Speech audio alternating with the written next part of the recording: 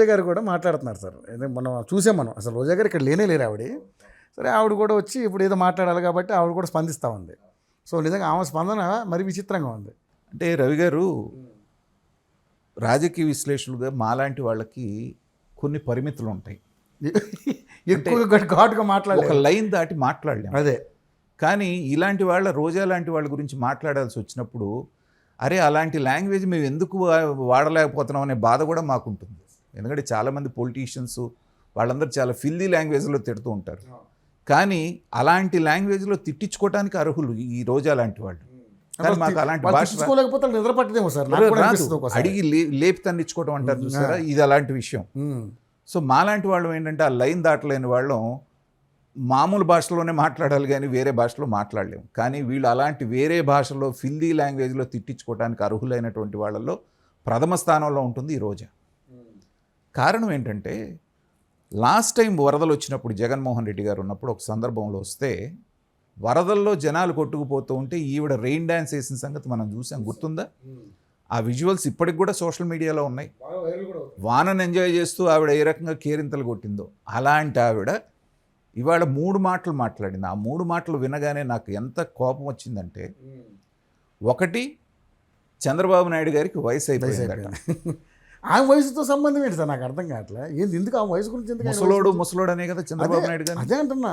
ఆ ముసలాయన ఇవాళ అర్ధరాత్రి 1 గంటకి ఒకసారి, సాయంత్రం పూట ఒకసారి ఆ సింగునగర్ బడవలో వెళ్ళారు, అర్ధరాత్రి 1:30కు ఒకసారి వెళ్ళారు, మళ్ళీ 3 గంటలకు వెళ్ళారు. తెల్లవార్లు నిద్ర లేకుండానేమో ఆ ముసలాయన వయసు అయిపోయిన ఆయన పని చేస్తున్నాడు. మీ వయసు ఆయన కుర్రోడు గన్ను కంటే జగన్ వచ్చేటువంటి గన్ను కంటే ముందు వస్తాడు అన్నటువంటి జగనేమో తూతు మంత్రంగా వచ్చి 1/2 గంట 1/2 గంట చూసుకొని వెళ్ళిపోయాడు. ఇది ముసలాయనకి పొడుచాయనకి ఉన్నటువంటి తేడా. తర్వాత రెండోది, లోకేష్ హైదరాబాద్లో కూర్చున్నాడని మాట్లాడింది. ఆవిడకి అసలు ఇన్ఫర్మేషన్ ఉందా, లేకపోతే అబద్ధాలు ఆడటం అనేటువంటి దానికి పేటెంట్ ఏమన్నా తీసుకున్నారా, కడుపుకి అన్నమే తింటున్నారా, లేకపోతే ఇంకేమన్నా ఇంతకంటే మేము మాట్లాడలేం. వచ్చిన ప్రాబ్లం అది. సో అతను అక్కడ మంగళగిరిలో వీధి వీధి తిరుగుతూ నీళ్లలో తిరుగుతున్నటువంటి విజువల్స్ ప్రతి టీవీ ఛానల్ చూపిస్తుంటే, ఎక్సెప్ట్ సాక్షి, అతను లేడిపోయి హైదరాబాద్లో కూర్చున్నాడని మాట్లాడేటువంటిది మనుషులు మాట్లాడే మాటలా వీళ్ళకి నేను పెట్టిన పేరు ఏంటంటే అసురగణం అంటానండి. అసురగణం. ఎందుకంటే అసురుల యొక్క మనం పురాణాల్లో వీటిలో రాక్షసుల యొక్క లక్షణం ఏంటంటే ఏదన్నా ఒక మంచి కార్యక్రమం జరుగుతూ ఉంటే దానికి విఘ్నాలు కల్పించడం, దాన్ని నాశనం చేయటం అనేటువంటిది అసురులు అంటే రాక్షసుల యొక్క లక్షణం. సపోజ్ ఏదైనా మంచి యజ్ఞం చేస్తున్నారనుకోండి, ఆ యజ్ఞంలో నెత్తురు పోయటం, లేకపోతే మాంసం వేయటం, దాన్ని జడగొట్టడం అనేది ఆ రోజుల్లో అసురుల లక్షణం. ఆ అసురగణాలందరూ కూడా ఇప్పుడు వైఎస్ఆర్సీపీలో ఉన్న కొంతమంది నాయకులు, నేను అందరి నాయకులను అన్నాం, వాళ్ళలో కూడా మనసున్న వాళ్ళు మంచివాళ్ళు చాలామంది ఉన్నారు. కానీ ఆ అసురగణాల్లో కొన్ని గణాలు మళ్ళీ ఈ వైఎస్ఆర్సీపీలో పుట్టినాయి. ఆ అసురగణంలో ఉన్నటువంటి ప్రముఖంగా ఉండేటువంటి ఆవిడ ఈ రోజా ఒకరు, ఈ లేడీ అసురగణం. పవన్ కళ్యాణ్ గారంటే వెళ్ళిపోయి ఎక్కడో ఉన్నారు, విదేశీ పర్యటనకి వెళ్ళాడంట. ఆయన పుట్టినరోజు కోసం ఫ్యామిలీతోటి విదేశీ పర్యటన. అసలు ఇప్పుడు ఇవాళ విజువల్స్ వచ్చిన తర్వాత మొహం ఎక్కడ పెట్టుకుంటారు వీళ్ళు? ఆయన కూడా క్లారిటీ ఇచ్చుకోవాల్సి వచ్చింది, ప్రెస్ మీట్ పెట్టినారు. తీసుకోవాల్సి ఖచ్చితంగా పవన్ కళ్యాణ్ గారు వెళ్తే అక్కడంతా కేయోస్, అంత గందరగోళం అయ్యేది కదా. ఆయన ఎక్కడుండాలో, ఏం మాట్లాడాలో, ఎవరితో మాట్లాడాలో ఆ పైన ఆయన చేసుకుంటున్నాడు. 10 మంది పెట్టుగా చంద్రబాబు నాయుడు గారు అక్కడ తిరుగుతున్నారు, భరోసా కల్పిస్తున్నారు, ధైర్యం కల్పిస్తున్నారు. ఇలాంటి సందర్భంలో బయటికి వచ్చి మేకప్ వేసుకొని శుభ్రంగా ఆవిడ మాట్లాడటం అంటే జనాలందరూ కూడా అసహించుకుంటున్నారు. ఇవాళ మళ్ళీ సోషల్ మీడియాలో చూడండి, ఒక మాట ఆవిడంటే 100 మాటలతో దాడి చేస్తున్నారు.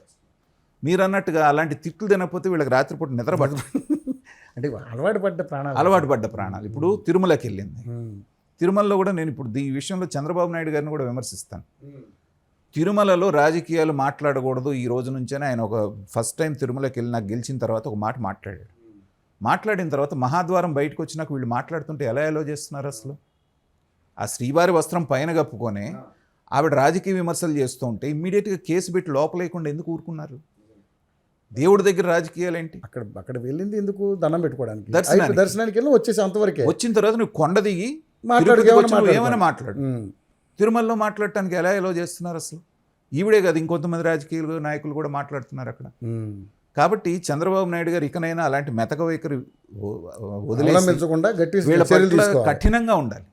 మీరు బయటికి వెళ్ళి కిందకి దిగిన తర్వాత ఏ బురదలో అన్నా పొరలాడండి, ఏమన్నా మాట్లాడండి.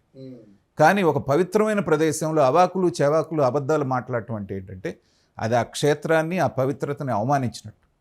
అలాంటి మనిషి మాట్లాడుతూ నువ్వు అసలు ఎలక్షన్లో ఓడిపోయిన తర్వాత చిత్తుగా అసలు ఎక్కడున్నావు నువ్వు ఇన్నాళ్ళు? ఆమె కూడా ఫారెన్ వెళ్ళి వచ్చినట్టుంది కదా సార్. ఫారెన్ వెళ్ళింది, అక్కడ ఏ డ్రెస్సులు వేసుకు ఆడ మనిషి గురించి మనం మాట్లాడకూడదు. వాళ్ళ డ్రెస్సుల గురించి మాట్లాడటం సంస్కారం కాదు. కానీ ఆవిడ మాట్లాడింది ఒక సందర్భంలో, అఖిలప్రియ అప్పుడు మినిస్టర్గా ఉన్నప్పుడు పంజాబీ డ్రెస్ వేసుకుంటే ఏముందండి, మొగరాయిలాగా పంజాబీ డ్రెస్ ఉంది. నువ్వు చేసినటువంటి పని, నువ్వు మాజీ మంత్రివే కదా. సో అలా సంస్కారం లేనటువంటి మాటలన్నీ మాట్లాడి తమిళనాడుకి బారిపోయి మొన్నటిదాకా గుళ్ళు గోపురాలు తిరిగి ఎవరికి కనపడకుండా పోయి ఇప్పుడు వచ్చావా మాట్లాడటానికి? పోనీ ఏమన్నా ఎక్కడికన్నా వచ్చావా? అక్కడ ఏ సహాయ ఏదైనా సహాయం చేసావా? ఎవరికైనా రూపాయలు విరాళం ప్రకటించావా? లేకపోతే బాగానే సంపాదించావు కదా, అక్రమ సంపాదన అంతా 5 ఏళ్లలో బాగా చేసావు కదా, రూపాయి ఇచ్చావా? ఇవ్వకుండా మొసలి కన్నీళ్లు కారుస్తూ చేసేటువంటి వాళ్ళని విమర్శించడం అంటే ఏంటంటే ఇంకా ఇంతకంటే వీళ్ళు దిగజారన్న ప్రతి సందర్భంలో లేదు మేము ఇంతకంటే దిగజారుతామని నిరూపిస్తుంటారు రోజా లాంటి వాళ్ళు. కాబట్టి ఇలాంటి వాళ్ళని చంద్రబాబు నాయుడు గారు కానివ్వండి, ఈ కూటమి గవర్నమెంట్ ఖచ్చితంగా కఠినమైనటువంటి చర్యలు తీసుకోవాలి. ఎందుకంటే గతంలో సోషల్ మీడియాలో పెట్టినటువంటి ఒక వార్తని మీరు ఫార్వర్డ్ చేస్తేనే 70-75 ఏళ్ళు ముసలావిడిని, ఆ రంగనాయకమ్మ గారు అనేటువంటి ఆవిడని తీసుకెళ్ళి లోపలేశారు మీరు. అలాంటప్పుడు బరిదెగిచ్చి మాట్లాడుతున్నటువంటి ఇలాంటి వాళ్ళందరినీ ఏం చేయాలి? ఖచ్చితంగా నోటీసులు ఇచ్చి ప్రూవ్ చేయకపోతే తీసుకెళ్ళి లోపలేలి. ఇవాళ లోకేష్ గారు అక్కడ లేవదన్నది అబద్ధమే కదా, పవన్ కళ్యాణ్ గారు విదేశాలకు వెళ్ళింది అనేది అబద్ధం కదా. అబద్ధ ప్రచారం చేసినందుకు నోటీస్ ఇచ్చి ఎక్స్ప్లెనేషన్ అడగాలి. సరైనటువంటి ఎక్స్ప్లెనేషన్ రాకపోతే చర్యలు తీసుకోవాలి. ఇలాంటి వాళ్ళ మీద ఇద్దరు ముగ్గురు మీద చర్యలు తీసుకుంటే కానీ మిగతా వాళ్ళకి భయం ఉండదు. ఇలాంటి అవాకులు చవాకులు మాట్లాడే, ఆధారాలు లేకుండా మాట్లాడే వాళ్ళందరి నోట్లకి తాళాలు పడాలంటే ఖచ్చితంగా కఠినమైన చర్యలు ఇలాంటి వాళ్ళ మీద తీసుకోవాలి. ఈ రోజా లాంటివి క్యారెక్టర్ గురించి ఇంతకంటే మనం ఎక్కువ మాట్లాడటం అనవసరం.